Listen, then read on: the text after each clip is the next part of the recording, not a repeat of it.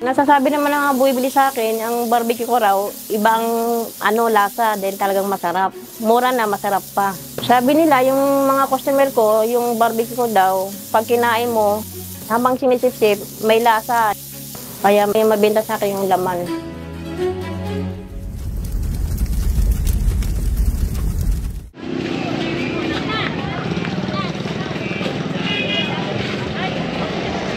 Ako po si Rosana Jeronimo Pili, 51 years old. Ako po may-ari ng barbecue sa kanto, sa May Ayagan.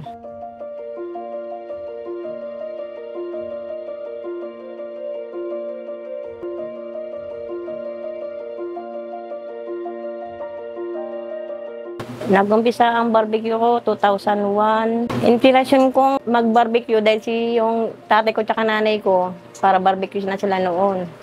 Parang doon ako nakakuha na experience, kaya sabi ko magtinda ako ng barbecue, marunong naman ako magpara-timpla.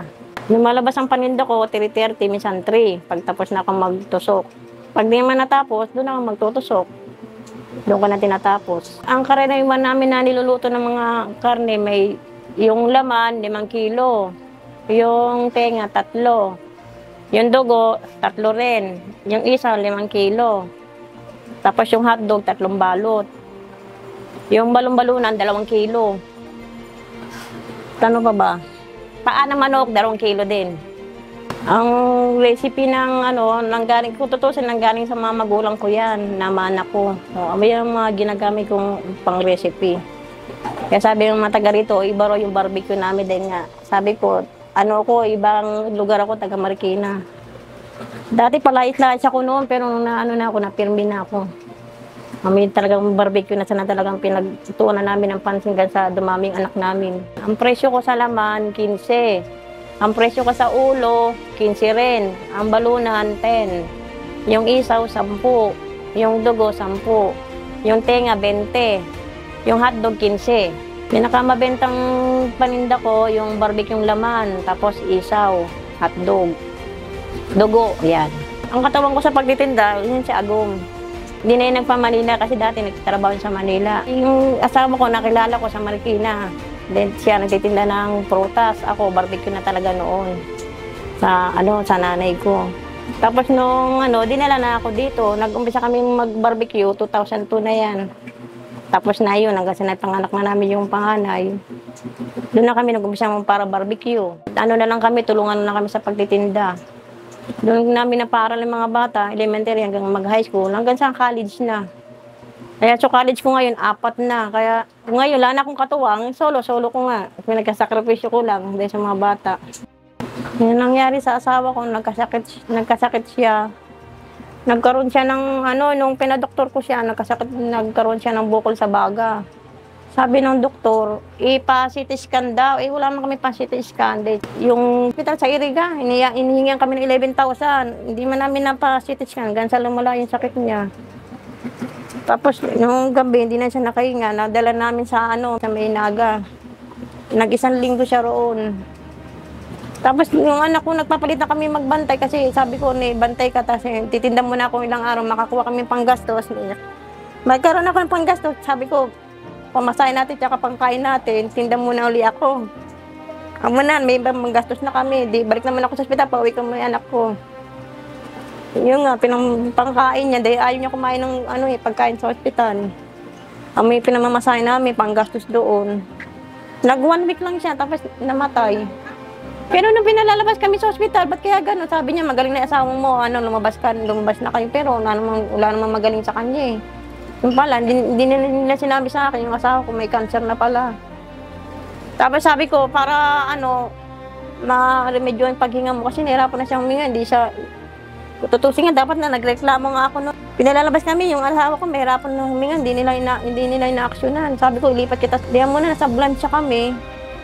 Hindi na siya salita, parang nahihirap na siyang huminga. Doon na, bibigay na siya. Pero pinag-revive pa siya.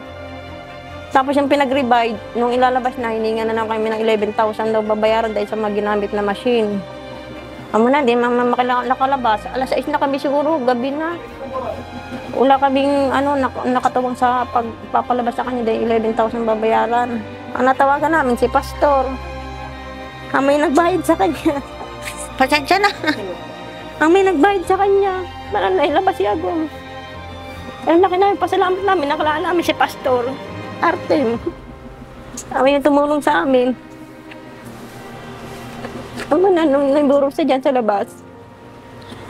Nakikawalan na yung Agong namatay, dahil katubang ko sa pag-ano na negosyo. Sabi ko, kung kailan ako akalit ng mga anak mo, tsaka mo kami iniwanan. Pasensya na. 4 na ba yung college ko, tapos isang banso ko, senior high. Inatagod ko siya, sabi ko, susuko na ako, pero andyan naman ako si Lord kasama ko. Hindi ako susuko, kahit pagod na ako, hindi ako susuko. Nilalabang sabi ko mga anak, baka sumuko na ako. Sabi ng mga anak ko, ma'am, ka sumuko. Pag may awa din ng Diyos, makakaraos din tayo. Sabi ko, ba't mo ako iniwan? Ganito palang sitwasyon namin, iniwan mo na kami. Ang bunso ko, sinunsin yung haya, tapos yung college ko, 4. May may nursing sa criminology. Yung 2, dun sa sa Nabuan nag-aaral. Tapos yung dito sa Stacy, 3. Ngayon mo yan.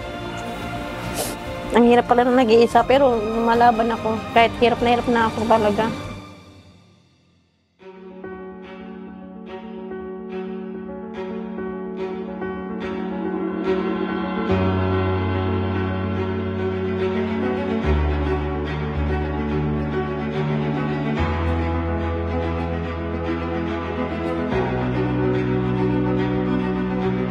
Maraming oras na kumakain dyan sa kanto, mga 6 o 7 ganyan. Paspasa na ang niyan, bilihan. Mga bumili sa akin, may mga taga-Agos, mayroon taga San Rafael, taga-DP. Karamihan sa taga-DP. Tapos meron pa nga dyan bumababa na taga-Nabwa, bababa lang para bumili ng barbecue. Tapos meron pa sa Iriga. Marami din, sir. Yung mga estudyante, lalo pa naglalabas ang mga estudyante. May mga customer ko. Ang sikreto ko sa pagbabarbecue, isipin ko na yung mga anak ko, lalong-lalo na kay Lord. May ang katuwag namin sa buhay, walang kami. Kahit naghihirap kami, walang may magkasakit sa amin. Malayo kami sa kapamakan. Ganyan. Si Lord lang kasama namin, kaya tumatagal kami ng ganito. Ang natutulong nitong barbecue, kasi ito, bahay namin, hindi pa to ganito, mga kawayan. Ito, wala pa tong terrace. Mga kawi-kawi pa yung kawayan. Mula nung nag-barbecue kami, naitayo namin pa isa-isa.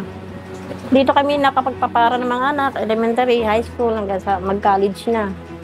Marami din, lahat ng mga pang-araw-araw namin, diyan na lahat kinukuha, wala may iba.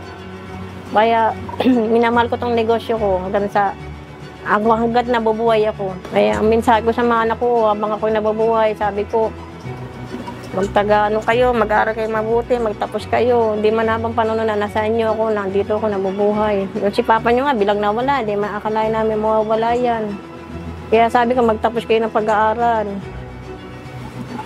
Kung mag-barbecue kayo, kung ano gusto nyo. Pero kung maganda niya, magtapos kayo ng pag-aaral. Nakakuha kayo ng magandang trabaho. Wala naman akong 5 years, 10 years. Hanggang sa gusto ko pa, lumago yan. Dahil nga mga anak ko nag-aaral pa. Hanggat kaya ko pa, barbecue pa rin.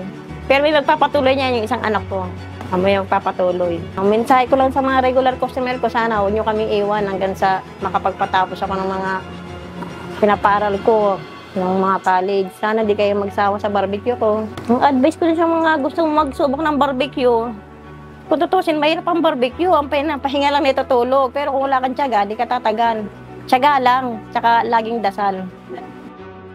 So mga nakakapanood itong bidyong to, pwede lang po, kung gusto nyo matikman ang barbecue ko, baka matikman nyo, malimutan yung pangalan nyo. Hindi, joke lang. Dito ako sa may Ayagan Street, Santiago Bato, Camarines Sur. Kung sino man gustong bumili ng barbecue ko, tikman nyo. Kung pwede naman din magpatimpla kayo. Kasi sa akin may nagpapatimpla rin eh. Nung papatimpla sila, tapos tutusukin ko. Tapos na nila, tatawagan nila ako, papadeliver na. Yun lang, yung mga gustong bumili, dito lang ako sa may Ayagan.